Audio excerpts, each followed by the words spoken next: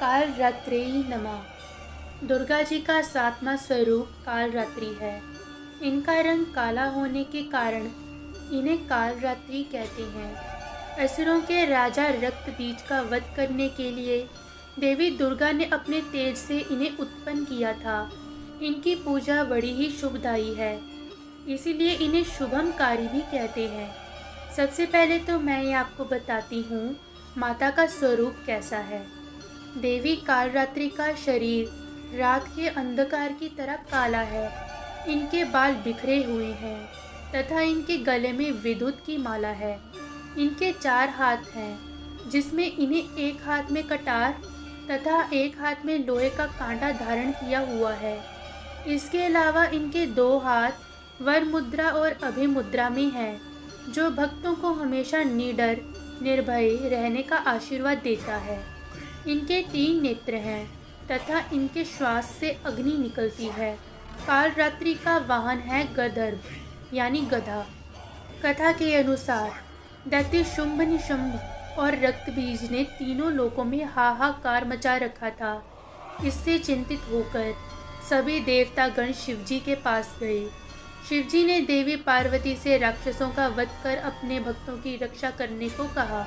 शिवजी की बात मानकर पार्वती ने दुर्गा का रूप धारण किया तथा शुंभ निशुंभ का वध कर दिया। परंतु जैसे ही दुर्गा जी ने रक्तबीज को मारा, उसके शरीर से निकले रक्त से लाखों रक्तबीज उत्पन्न हुए।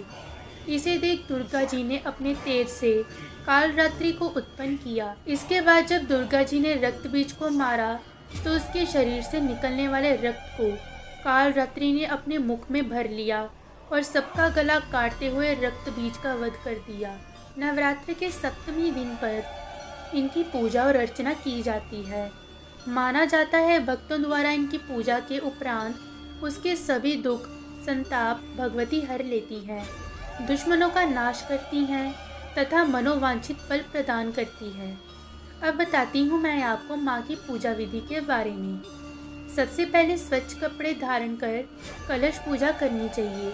इसके बाद सभी देवताओं की पूजा कर माँ कालरात्रि की पूजा करें। लाल चंपा के फूलों से माँ बहुत प्रसन्न होती हैं।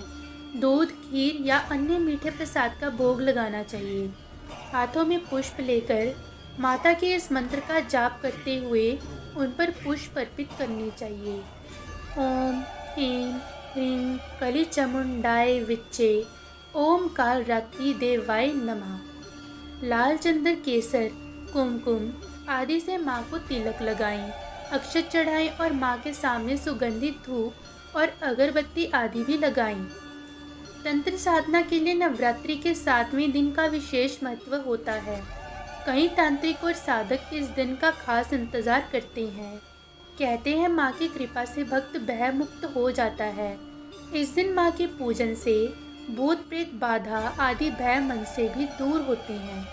मंत्र संख्या पूरा होने के बाद माँ के चरणों में अपनी मनोकामना को व्यक्त करें और माँ से प्रार्थना करें तथा श्रद्धा से आरती कीर्तन करें। तो बंधुओं, अगली वीडियो में मैं ये आपको सुनाऊंगी माँ महागौरी की कथा और उनकी पूजा विधि के बारे में। और अगर आपका कोई भी प्रश्न हो तो नीचे कमेंट सेक्शन में आप पूछ सकते हैं।